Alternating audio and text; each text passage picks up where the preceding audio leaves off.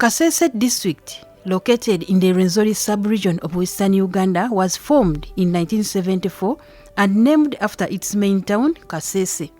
It is bordered by Bunyangabo in the east, Kitagwenda in the southeast, Lubirizi District in the south, the Democratic Republic of Congo in the west, and Bundibujo in the north, and is home to diverse tribes including the Bakonzo, Basongola, Banyabindi, and Bakingwe, among others. In our EcoPlus program today, we talk with the Kasese District LC5 chairperson, Muhindi Bukombi Elfaz, who will share the district's ongoing efforts to conserve natural resources and mitigate climate change impacts. As Kasese community and Kasese District at large, we appreciate government of Uganda under the wise leadership of His Excellency Yoweri Kaguta Museveni and the Ministry of Water and Environment for a job well done in trying to secure the lives of Kasese, the people of Kasese, especially when we had the challenges of floods. And you know, the epicenter of floods in Kasese is River Nyamwamba. And River Nyamwamba is such a stubborn river that has degraded the environment and also destroying lives of people.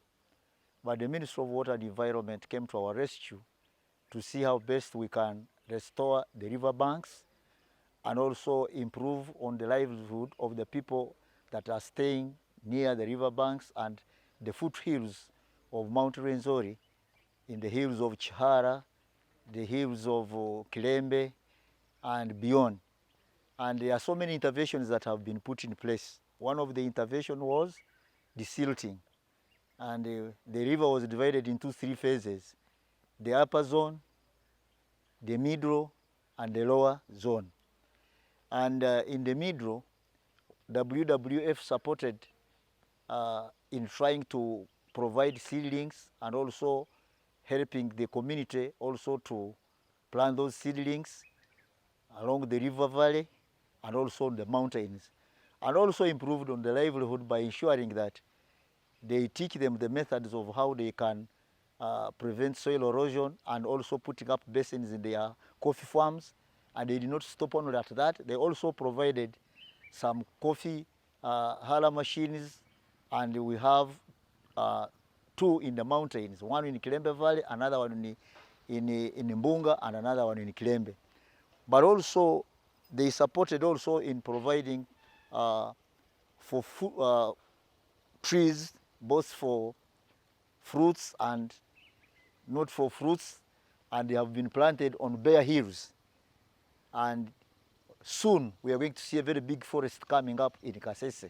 Bukombi explains that Kasese has launched multiple environmental conservation projects and collaborates closely with non-government organizations to preserve the district's natural resources. They have not stopped at that. They also supported in the provision of beehives to enable our people be able to go for apiary. And we hope at the end of it all, people will begin harvesting honey, and at the end of it all, they will be able to get some income from that. They also supported some activities to do with tourism. There is a Kiwa up here where they constructed a shed, a structure, and they used it to get a few tourists visiting the site. But after that structure, the number of tourists visiting the area has increased, and they have started generating money out of that. And there are other activities that have been going on. They even mobilized the youth along that area to come up and begin engaging in sports, and they are also on the ground. And all this, when they are doing all these activities, the issue of conserving the environment has been at the forefront of whatever they are doing. And on the lower side of River Nyamwamba is where we still have challenges. Of course, in the mid, there is where they had started desilting around Kilembe Hospital and the upper part. At least now there, people are able to see, even when the river floods, the floods are contained, have not caused any havoc since they started working on that. Like I did say, the only challenge where they had the tiles, the Kilembe cobalt tiles being swept away by the rains, and the whole of River Nyamwamba would get flooded and the tiles would go and even end up being exposed in the crops in the Mubuku irrigation scheme. That has somehow been contained. However, now that we are heading for another rainy season, we are worried that again maybe if the season is not in our favor, we may end up again getting other challenges, especially on the lower side. But the upper side and the mid side is somehow contained. But at least we managed to sensitize the community members who are living along the river valleys, now that there were options on how best they can survive by engaging in other income generating activities. There are even other NGOs that have come on board to support the elderly to see how they can engage in income generating. But we are combining this with other government programs like the parish development model. Some of the members that were living in those areas have benefited from the parish development model, who have got 1 million, and they have engaged in other income generating activities. And we have continued to advise those people who used to stay in those areas to evacuate and look for other options. However, we still have a challenge of those who were settled in the IDP camp in Mhocha. Up to now, they are still there. That is still the worst part of it, because these people have been there for more than 2 years now, and their livelihood is still at stake. Much as they have benefited from PDM, but still that one is not supporting them, because even where they are staying, they know they are there temporarily. But on overall, the Ministry of Water and Environment has done her best. But of course, of financial constraints, there is still a lot that is still desired. He also highlights Kasese's partnerships with the Ministry of Water and Environment and Obusingabo Rwenzururu to promote tree planting across the region. As Kasese leaders, we have moved an extra mile to see how best we conserve the environment. One thing, we have impressed the issue of tree planting. And we want to thank the Ministry of Water and Environment in collaboration with Kasese District local government and the Obusingabo Rwenzururu, where the king is involved. We have partnered to go into a project of 5 years to plant 10 million trees, right from Tako River up to Lame, the whole of this. And you know, once the king says something, it is done immediately. And this is something we are embarking on. We hope if the ministry continues supporting us in getting money for seedlings, and we engage our local people to raise those seedlings, we are going to do that. In the project of 5 years, indeed the 10 million trees will be planted. That is at that level. But also using our district environment office, the forest office and others, we have started generating our own seedlings at district. Even right now in our compound down there, we planted trees everywhere as a district. And we have tasked the sub-counties to do the same. We have 44 lower local governments, and all those lower local governments have started seriously.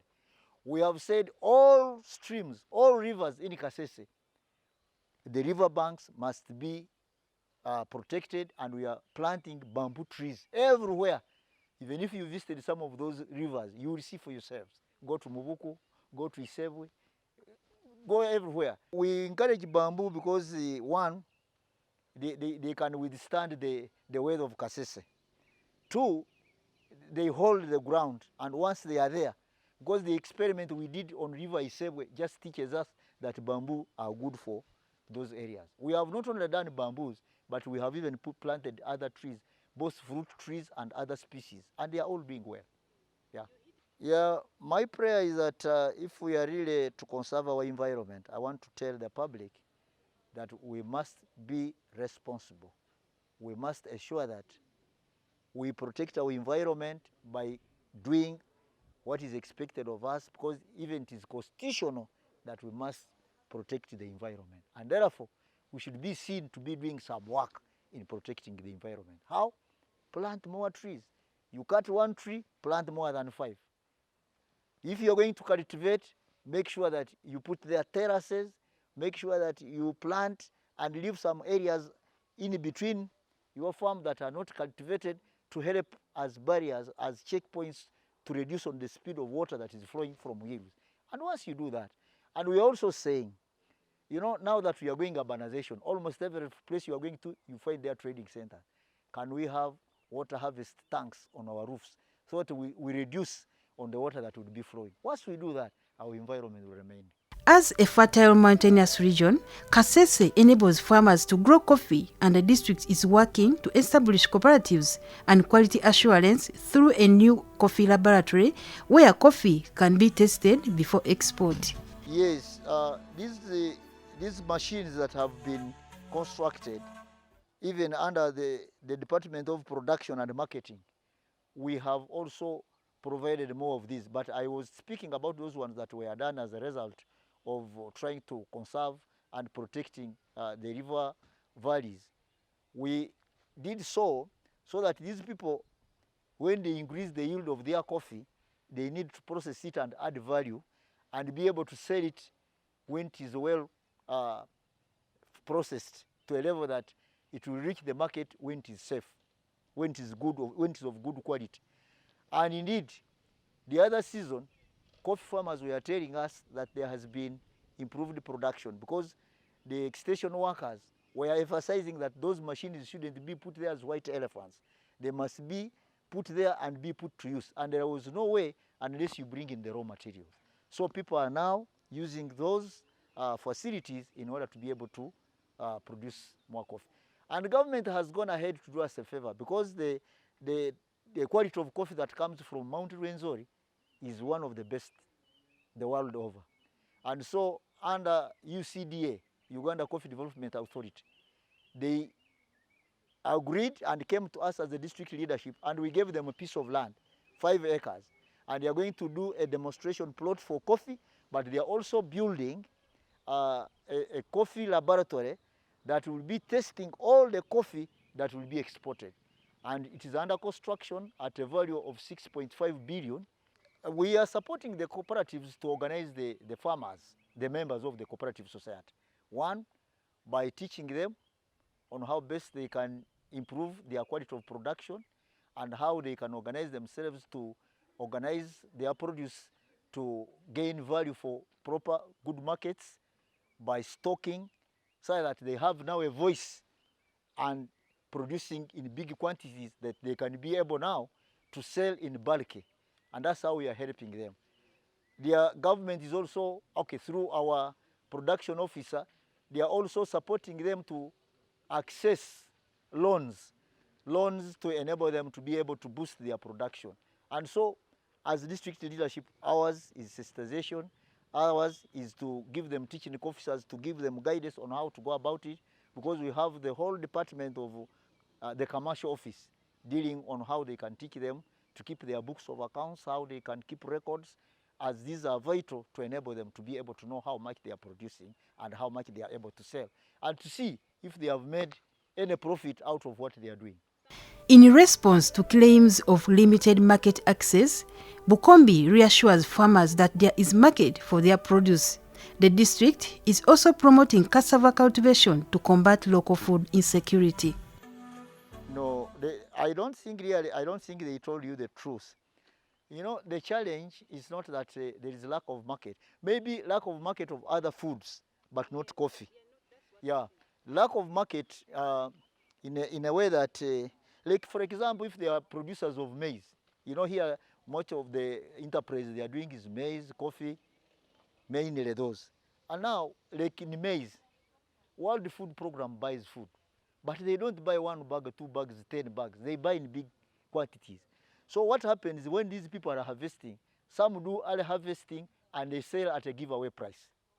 But those who take their time and harvest and stock, they get money. Like we have a cooperative in Mubuku Irrigation Scheme. They have their stores in Chigoro. They are doing very well. Whereas at open market, these people are just selling at maybe like 1,000 a kilogram. Those people sell at around 4,000. Because the process is very clear and they sort them out, they produce quality. But these other ones, sometimes they even cut them before they are ready for cutting. Others, they don't handle the post-harvest handling well. And at the end of it all, they end up getting problems with the produce itself. It may not be of quality. And at the end of it all, that's when they begin telling you, the people to grow more cassava. And you know, the staple food of people of Kasese is rundu, tapioca. Kaunga, sometimes mixed with millet, and you mingle, and you take it with fish or any other sauce. But I want to tell you as I speak now, because a bag, a 100-kilogram bag of cassava flour at that time would go at between 200,000 and 300,000. But as I speak now, because people have engaged in production, now you can even get it at 50,000, the whole bag. And that shows that food shortage is not a big problem now. The only challenge, you know, you can't take that kaunga, that staple food, with beans more than 2 days. And so it calls that you either go for fish or meat, which is very expensive. That's why I can only say there is a problem. But otherwise, in as far as food is concerned, this is food secure. The only problem is that there is no permanent measure of ensuring that what we have can be kept for long. Because even this cassava we have got is seasonal. It gets ready within 6 months. And if you don't use it within 6 months and you leave it for extra time, it gets spoiled. I have experimented that because I participated. I planted some 5 acres. And when it clocked 6 months, areas we had not removed, by the 8th, 7th month, by the time we went there, we found it had got spoiled. So it would mean that if we don't keep on apportioning, by making sure this season we have planted for this, another season, we may again experience the same problem, because we shall have harvested and there will be nothing. And the methods of preserving it to keep it for longer is still a big problem. Kasese is a tourism destination with many attractions, and Bukombe encourages visitors to explore its unique offerings. Much as we have a tourism city in Fort Portal, but Kasese is a tourism hub. There is a difference between a tourism city and a tourism hub. In Kasese, there are many sites that attract people to come and see, and therefore it is a tourism site. Even River Nyamwambi itself is a tourism site, because of when people see those boulders and other things, they begin wondering where they come from. Why don't they get finished from the hills? That alone gives it that. Now you are talking of the hot spring, and also the terrain, the way you look at the terrain, and Kasese being at the foothill of Mount Rwenzori where we have snow. So people really come and enjoy staying in Kasese. Recently, we hosted the Taskalite Mount Rwenzori Marathon. It attracted thousands and thousands of people. Personally, I participated, and I was given a medal because I participated. And this has been my 3rd time. So Kasese is such a beautiful place that attracts tourists. That's not said, we also have, we competed 3 districts, that is Bunyangabo, Rubirizi, and Kasese. And we wrote a concept requesting central government to allow us host the World Tourism Day that is going to be celebrated in Uganda, in Kasese here. All that shows you how tourism is progressing on well here. And people have put up structures even in the mountains, alongside the roads and everywhere. And we have 3 routes that lead to Mount Rwenzori. One is through Ngenda, Ivanda, up to the mountain. Another one is through Kirembe, and another one is coming up through Kitoru, bordering with the DRC. So all this shows you how potential Kasese is a tourism hub. I may not be in a position to give you how much we earn from tourism, but it contributes a significant contribution towards the income of our people. Because like recently, when we hosted the Taskalite Marathon, people were giving testimonies that that's when they generated the money that last financial year, the whole year, they were not even able to raise that money. But that week alone, they were able to raise what they rose the previous year, the whole financial year. That's already an indicator that's bringing in resources. Well, if you come to Kasese, one important thing, don't miss going to Queen Elizabeth National Park. Because when you go to Queen Elizabeth National Park, you go to where you'll be able to view all types of animals, all types of birds you have never seen. And another thing you should not miss, don't miss climbing the mountain of the moon, Ruenzori, through Ibanda. If you miss that, you would miss. But also don't miss going to Kilembe Valley to see what River Nyamamba has done.